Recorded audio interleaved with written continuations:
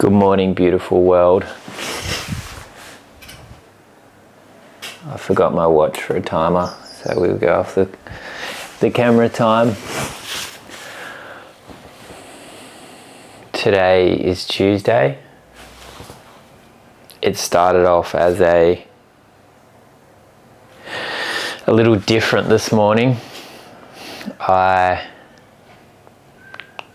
slept in. My alarm I forgot to set last night. I intended on getting up at 20 past 4, the usual time, and I woke up at 5 naturally and sort of just drifted back to sleep, and I ended up getting about 9 hours sleep, or I think my watch said like 9 hours 10, which is the most sleep that I have had in about, it would have to be at least 3 months, I reckon. And I woke up feeling pretty just neutral. Like, I don't feel down or up sort of thing. I just feel in this place in neutrality, and there was still resistance there, but I ended up getting up and went to Merewether Ocean Bars and ran for an hour. It was a little bit of a mind game, just running at a steady zone 2 heart rate. It was sort of like, I intended running for an hour. I got to like 20 minutes and I was like, oh, I'll go for half, I'll push it out to an hour. Got to the halfway mark and just stopped at this bench I got to and sat there for about 5-10 minutes, just letting the heart rate drop, recentering myself, in a bit of thought at the moment, trying to disconnect from my thoughts though, which is easier said than done. And I ran back to the car, so I knew a couple of people on the way, so really brief stops but conversations, and yeah, just ran back to the car. I went to the Harris Farm, a grocery store near me, and I really wanted some scrambled eggs. I got there was no eggs, which is, they're usually the last place to sell out, so they sold out of eggs. It was not till lunchtime they're going to get more, and I just, the old me would have like got so frustrated because I could go to another grocery store, but I just couldn't be effed going. And it's like, oh, frustration would have come through, but I'm just like, oh, well, it is what it is. And then it's like, oh, what's a plan B? I'll just have satay scrambled tofu, get some of that, and some yogurt and milk, and pay for that. Still putting on a smile, trying to be cheery, talking to people. And then I go out to the car and open the door and drop my yogurt, and yogurt goes all over the ground. Managed to, like, a lot of it stayed in the container, and I just sat it in the rear footwell of my car, drove home, and I managed to save most of it. But it's just like, I don't let these minor things, well, they just not, I don't allow them to derail my day, you know. It's how you perceive it, and it's like, I could easily let my day be shit because I dropped my yogurt and I didn't get my eggs, but it's like, what do I get? I still got milk and had a delicious coffee at home, and you know, there's still so much to be grateful for. And I'm in this familiar place that I've been in a lot of times, but I guess whenever I come back here, because I'm continually doing coaching and evolving, and there's not so much pain, but I just, like, it's a familiar place, and I guess my brain likes it, but there's just this questioning in my mind around, like, what I do with my time, and it's, what are my drivers, what are my motivators, like, what got me to this place, you know? And I think the conflict for myself, and I've seen this in relationships, is when the heart and the mind are in misalignment, when I'm not in alignment with my higher self and my purpose and where I'm meant to be, what I'm meant to be doing. It's like I feel there's just so much of there's just a lot of struggle and a lot of hardship, and life just becomes quite difficult when it doesn't need to be. Like, life is challenging, but it doesn't have to be a constant struggle. And it's the balance between, like, is it just my mindset, and like my world is amazing and everything I have to be grateful for, but there's just like there's something within my soul that's not quite alive. It's like the fire within my soul like isn't lit up. It's like the ego and the mind can be convinced that everything is perfect and everything is right, and I get through my coaching, I get like, excuse me, yawning, too much sleep. Through coaching and so forth, I get like that. I get pushed, I get empowered, I get like the enthusiasm behind it, and we get this forward momentum, and it just lasts so long before the mind is just like, can only go so far before it needs like that drive from the soul to just like really keep the fire alive, if that makes sense. It's like the mind, the ego, which is like a part of the mind, can be satisfied through people, experiences, your environment externally, but it's like, what's the intrinsic motivator for yourself, that fire that burns inside? It's like, what keeps that alive? And I think that's at the moment where I'm at this place of what keeps that alive, that fire within me. Like, what excites me for life? Like, what will make me bounce out of bed and be so enthusiastic to face the day, you know? What do I need to shift? What do I need to change? What do I need to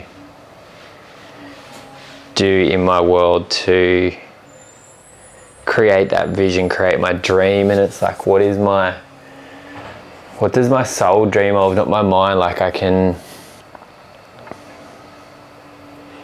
create, I can do whatever I want, but it's like, this is the constant burnout. Burnout is something that will continually occur unless we have that internal fire, that flame to keep us going. And we're all so different. But my belief is that the things that keep me alive and firing are the things that I feel like they were absorbed into my soul, and maybe just where I was born, when you're born, or my upbringing, the lifestyle. It's like those things have been outdoors, been amongst nature, mountain biking, like riding motorbikes, being free. Like, they're the things that ignite my soul, not my mind, and well, my mind as well, but my soul. And it's like, how do I bring more of that into my reality in order to feel those feelings? And I think it's trusting in myself is a big one. When you don't fully trust yourself, you rely on sources external to the self in order to find. It's like if you look to people that you trust in order to find solutions and to these internal struggles, stuff that you can't find within. And I've done like a couple of breathwork sessions with a lady about an hour from my house towards Sydney, and I think the thing that truly brings me clarity from her sessions, which are like a breathwork session incorporating some really powerful questioning, is the fact that her methodology, I'm not exactly what you would call it, but it strips away all the layers of the emotion and the layers of the emotion and the ego and the mind that are there blinding our clarity, and in turn it brings out the pain, the trauma, the emotions trapped within a lot of its inner child work. And when you can strip away those layers, the answers are there. And my example was last year when I saw her, like 2 weeks later, I was on a trip to Canada to ride bikes, and I booked it and just didn't question it, and it was so spontaneous and happened so quick, and it was a bit surreal, even when I reflect on it now that actually happened. But in the moment it felt so right and it felt so real, and I had a vision of Burning Man Festival. I had this rebirthing. I went through this crazy rebirthing procedure with her where it felt like I died in the moment. Like, it's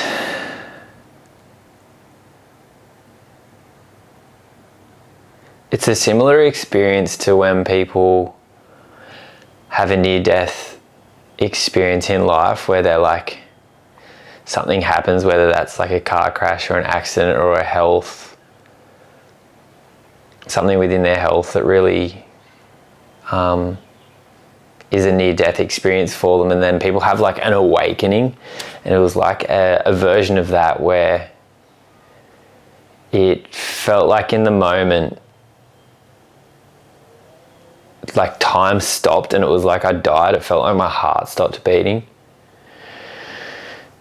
And then I could just envision myself, I was at Burning Man Festival, like in the desert, just laying there. And it was like I died. Then all of a sudden my heart started beating. I felt the rhythm come back, and I was like, oh, I haven't died. It was such a surreal experience, and to go through that was like, it just lifted all these layers away. Then I was just like back to myself, and I was like, oh, like I love mountain biking. I love being over there. It's like, why am I not doing that now, you know? Why am I doing what I'm doing? And that was the big shift for me. It invigorated me. Not invigorated, it was the catalyst for like that little change. And I went on a 4-week holiday it was just like this open holiday with the chance that I would never come back, you know, and that was,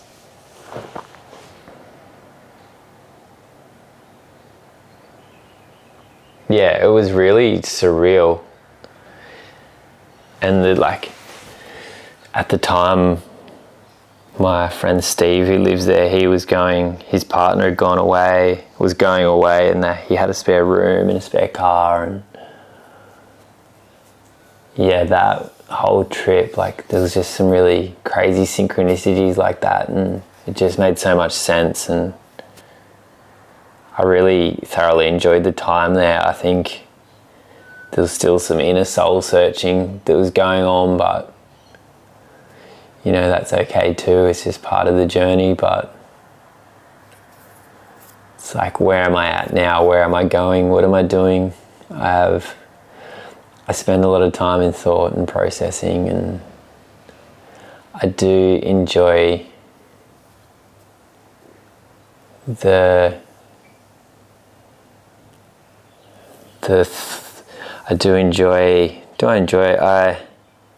I love to allow myself to feel through this and grow and expand, and